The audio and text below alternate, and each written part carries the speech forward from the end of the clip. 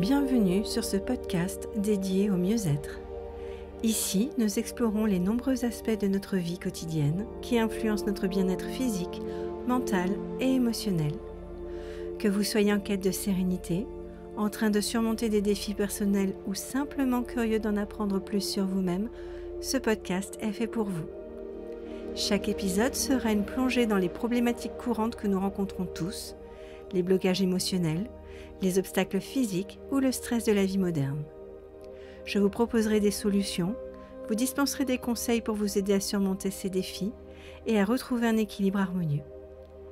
Rejoignez-moi dans cette aventure vers un mieux-être global, où chaque petit pas compte et où chaque prise de conscience peut transformer votre vie.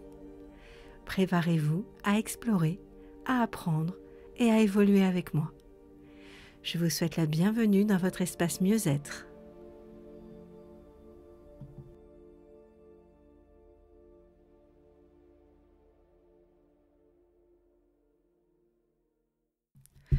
Bonjour à tous et à toutes.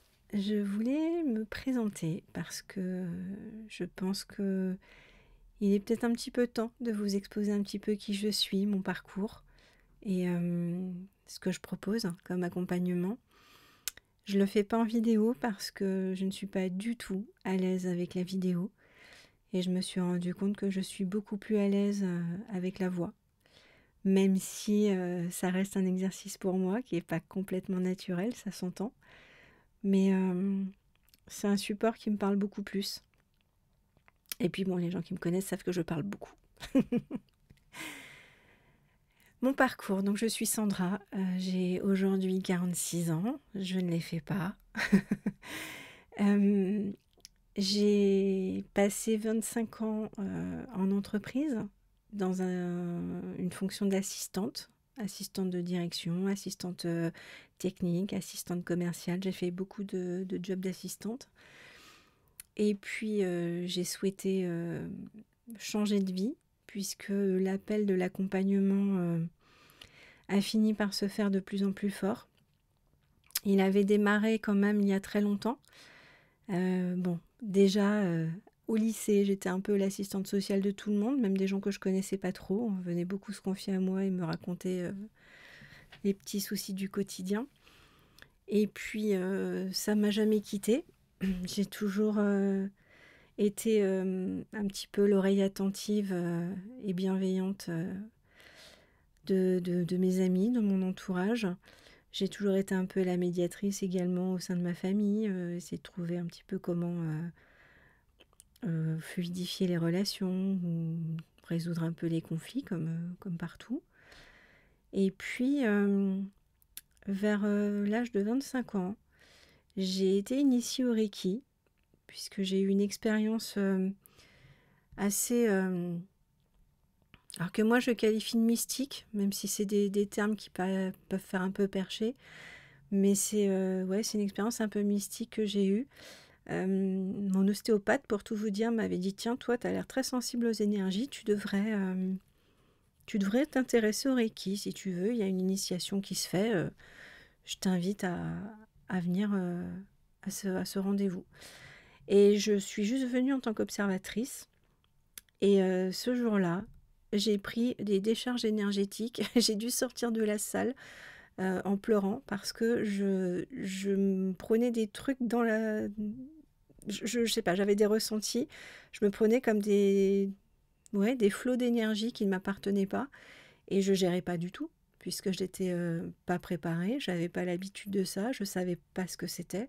Je ne savais pas ce qui m'arrivait d'ailleurs sur le moment. Et donc, je me suis intéressée au Reiki, à la sophrologie. J'ai fait une formation de sophrologie. Je n'ai pas passé le diplôme, pour être très honnête, parce qu'à l'époque où je l'ai fait, j'ai suivi un cycle de sophrologie caïcédienne qui était extrêmement riche, dense, très complexe du haut de mes 25 ans. Il y avait de la psychologie, de la biologie, il y avait énormément de choses très complexe à appréhender, et surtout ce qui a fait que j'ai complètement arrêté ce sujet, c'est que j'ai compris la puissance de l'outil et que je n'avais pas les épaules pour suivre des gens en sophroanalyse notamment, puisque la sophrologie, tout ce qui va être accompagner les gens dans les comportements, dans le bien-être, dans la relaxation, etc., ça pouvait encore aller. Dès qu'on rentrait sur des sujets de sophroanalyse ou des choses un petit peu plus lourdes, je me suis rendu compte que du haut de mes 25 ans, j'étais absolument pas dimensionnée, j'avais pas les épaules pour porter les gens et toute la responsabilité que ça implique en fait quand ils s'en remettent à moi. Ça m'a fait un petit peu peur, d'autant plus que moi j'avais démarré également une sophroanalyse de mon côté, qui a commencé à faire surgir beaucoup de choses et je pense que j'ai fait un blocage total et j'ai tout arrêté, j'ai tout refermé. Et je m'étais toujours dit, j'y reviendrai un jour, peut-être vers 40, 50 ans. J'y suis revenue à 42 ans, tout simplement. Mais tout au long de ma vie, j'ai toujours eu des ressentis, j'ai toujours eu j'ai toujours anticipé des situations, j'ai toujours été assez intuitive. J'ai toujours été extrêmement empathique, pas hypersensible, empathique. J'ai su faire la différence il y a quelques années. J'ai appris à faire la différence entre l'empathie et l'hypersensibilité. Donc je suis capable de me mettre à la place de l'autre et de percevoir ses ressentis sans pour autant les faire miens et sans pour autant que ça m'impacte moi. C'est la différence que je fais moi entre l'hypersensibilité et l'empathie. Petite parenthèse. Donc j'ai toujours été, très intuitive et régulièrement, je donnais des conseils à des gens sur des gens que je ne connaissais pas. Ça a été le premier facteur déclencheur qui a fait que je me suis dit, tiens, je pourrais peut-être en faire un métier. C'est que, par exemple, une personne vient me parler d'un problème qu'elle a de couple. Je ne connais pas la personne avec qui elle est en couple. Et en fait, je lui décris, par rapport à ce qu'elle me dit, je lui décris le tempérament de la personne, sa personnalité, ce qu'elle attend. Bon. Et la personne me dit, mais tu la connais pas? Et je dis, bah non, je n'ai même jamais vu cette personne. Et il me dit, mais c'est dingue parce que tu viens de me décrire exactement comment elle fonctionne et ce qu'elle ressent, elle est exactement comme ça. Et il m'a dit, mais tu devrais être psy. Et plusieurs fois, on m'a dit, tu devrais être psy. J'avoue que être psy, c'est pas forcément quelque chose que j'ai envie de faire aujourd'hui. Mais en revanche, m'appuyer sur mon intuition, mes capacités et tout ce vers quoi j'ai tendu depuis mes 25 ans, ça me semblait de plus en plus une évidence puisque cette personne n'a pas été la seule en fait à me dire tu devrais être psy ou tu devrais accompagner les gens ou t'es trop faite pour ça. Donc à force de me l'entendre dire, j'ai fini par non pas le croire parce que j'ai toujours eu ce syndrome de l'imposteur malgré tout, mais j'ai fini par me dire peut-être que je devrais quand même écouter un peu les signes. Et puis surtout, c'est quelque chose que j'avais envie de faire. Dans mon métier d'assistante, j'étais de plus en plus en décalage entre ma manière de fonctionner et ce qu'on attend de moi dans une entreprise. J'étais de plus en plus en décalage avec ça, j'étais de plus en plus en souffrance à cause de ça, puisque devoir faire semblant d'être quelqu'un d'autre et prendre sur soi tout le temps pour essayer de rentrer un peu, un minimum dans les cases dans lesquelles on attend qu'on rentre, sachant qu'on n'y rentre jamais vraiment. Déjà, c'est usant. Et puis en plus, c'est blessant parce que d'une, je me faisais violence tous les jours pendant des années. Et de deux, ça rentrait pas dans les cases, quoi qu'il arrive. Et donc, en plus, malgré tous les efforts que je faisais, j'étais quand même en décalage avec les autres. Ça passait pas. Et du coup, ça générait de la tristesse, de la frustration, de la colère aussi parfois chez moi, des réactions pas toujours appropriées non plus, puisque quand on est en stress, sous stress, on a tendance à surréagir sur plein de choses. Et il a été évident pour moi à un moment donné qu'il fallait que j'arrête en fait, et que je m'oriente vraiment vers quelque chose qui m'épanouisse. et surtout quelque chose dans lequel je pense que j'ai une vraie valeur ajoutée. Et alors, je suis une très bonne assistante, hein, très efficace, très compétente. Sans me jeter de fleurs, je ne fais que répéter ce que j'ai toujours entendu dans ma carrière au niveau de l'assistanat, même si, voilà, comme tout le monde, j'ai des défauts, hein, je ne suis pas parfaite, mais je suis compétente dans le métier. Eh bien, j'avais envie, moi, de mettre à profit mes compétences humaines et les exploiter et les mettre au service des personnes que je pourrais accompagner. Parce que c'est extrêmement gratifiant. Et je trouve qu'il n'y a rien de plus beau, en fait. C'est une des choses les plus belles pour moi que de pouvoir aider les gens et les accompagner. Quand j'ai une séance avec une personne et qu'elle me dit: «Ah, tu peux pas savoir comment ça m'a fait du bien. Là, tu viens de m'aider à balancer le dernier boulet que je traîne depuis mon enfance», la personne qui a plus de 40 ans, et ben moi, je me sens super bien. Et c'est pas mon ego qui parle dans ces moments-là, c'est juste mon cœur, tout simplement.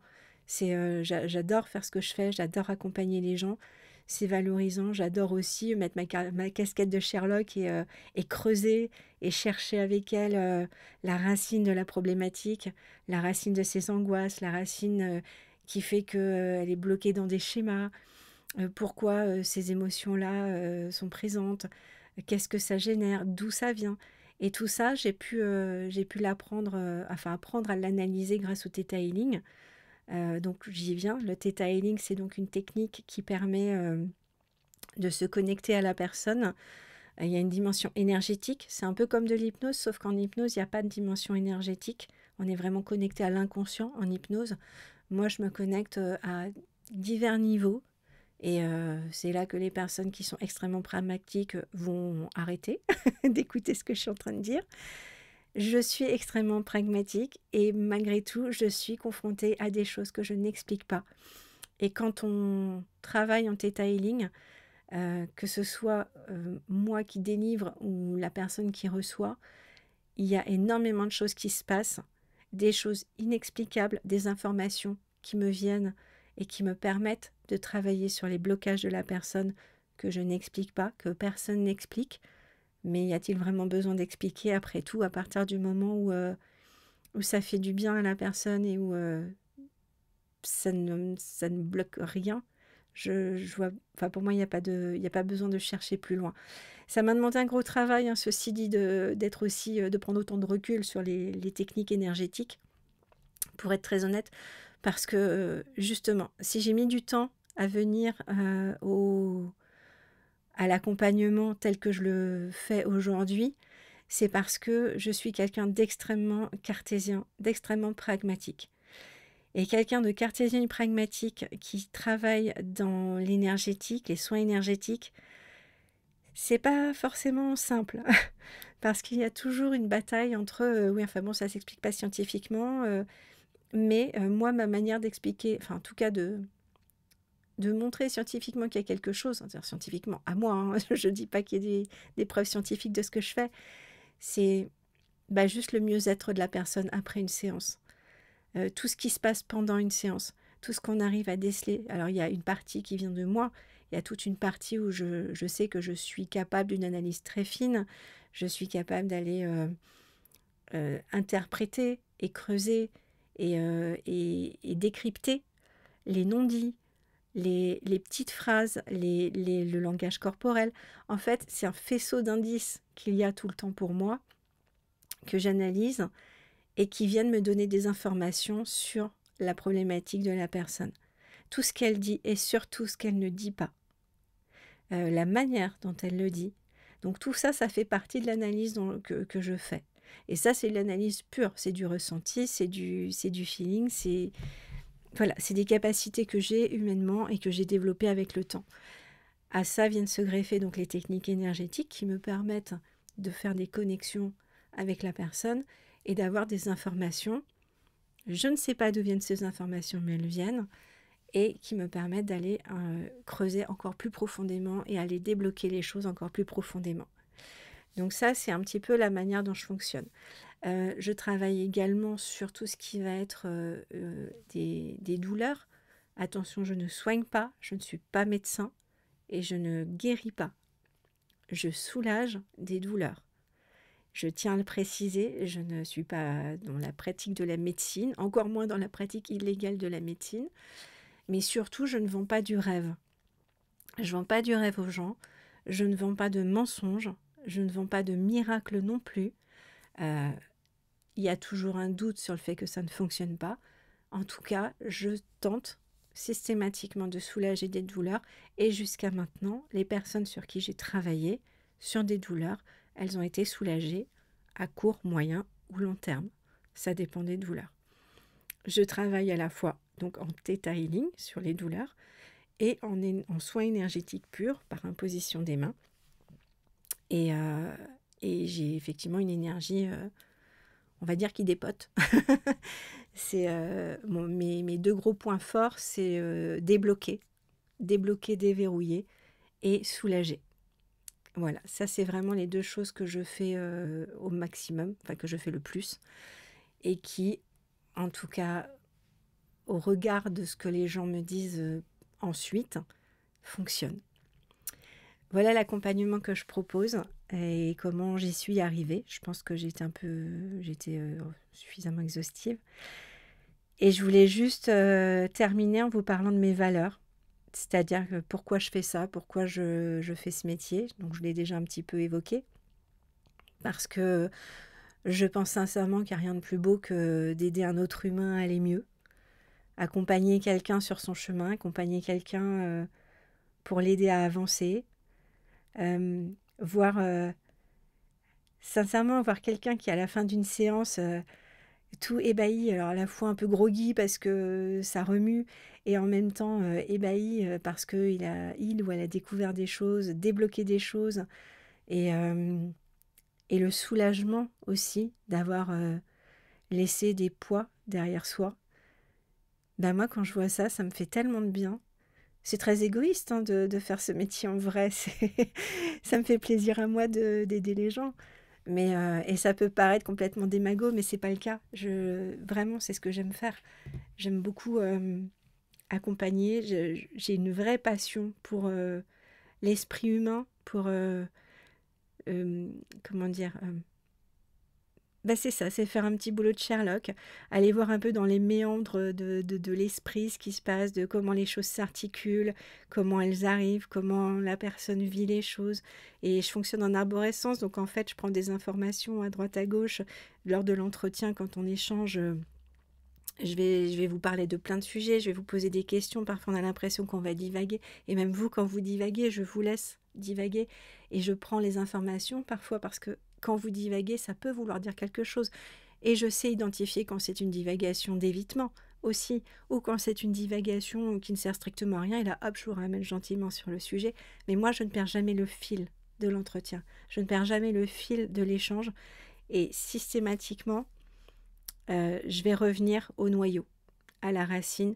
Et mon objectif vraiment, c'est de vous aider, vous, à prendre conscience de la racine et de quel est le sujet, en fait.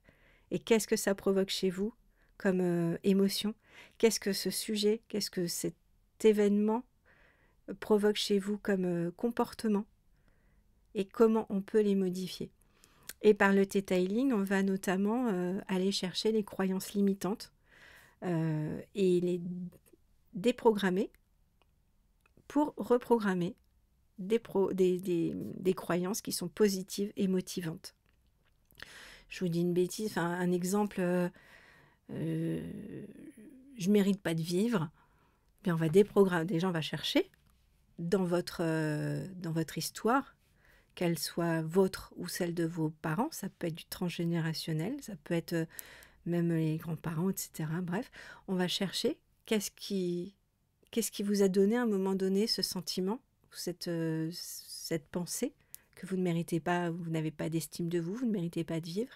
Et à ce moment-là, une fois qu'on a identifié, qu'on a joué à Sherlock Holmes et qu'on a trouvé, on a débusqué la racine, eh bien, on peut ensuite faire des tests musculaires, donc faire des tests sur vous, voir comment vous réagissez à certaines croyances, les déprogrammer ensuite, Là, on vous met en état de thêta, pardon.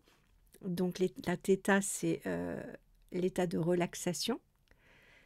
Et à ce moment-là, votre esprit est perméable aux informations. Donc, on peut y accéder pour déprogrammer les croyances qui vous bloquent, qui vous entravent, pour reprogrammer des croyances qui sont positives et qui vont vous permettre de vivre une vie beaucoup plus sereine et beaucoup plus épanouie, en fait.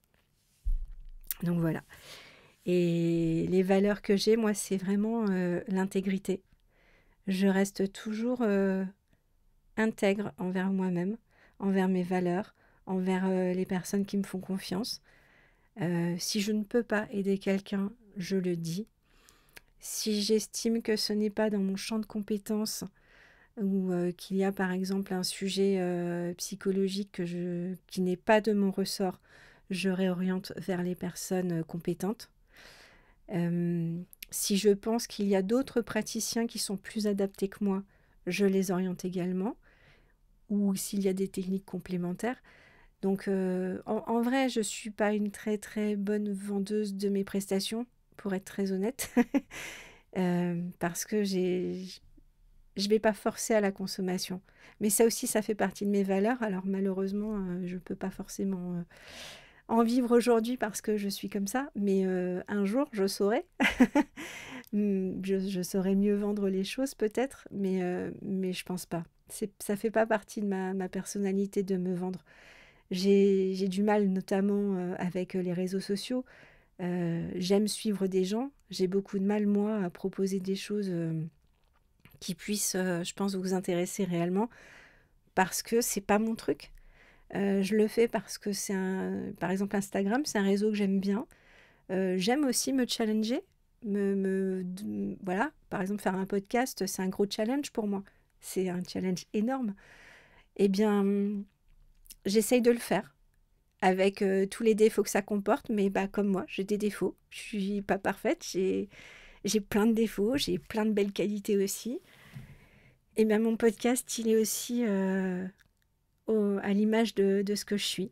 Je reste intègre quoi qu'il arrive. C'est moi que vous voyez réellement sur les réseaux, c'est ma voix, c'est la manière dont je m'exprime.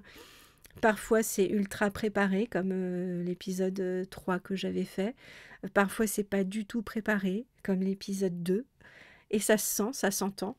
Et je me dis, peut-être c'est pas très pro, mais en même temps, je suis pas une pro du podcast, je fais pas une émission de radio. Je délivre juste des choses qui me semblent intéressantes. Je vous délivre mes expériences, je vous délivre des conseils que je donne régulièrement à des personnes et que je pense que ça peut vous aider aussi. Vous pouvez peut-être y avoir accès sans avoir justement besoin de contacter quelqu'un, juste avoir une petite voix dans l'oreille quand vous êtes en train de cuisiner, par exemple. Eh bien, ça vous suffit peut-être et peut-être que ça peut semer une graine et vous aider.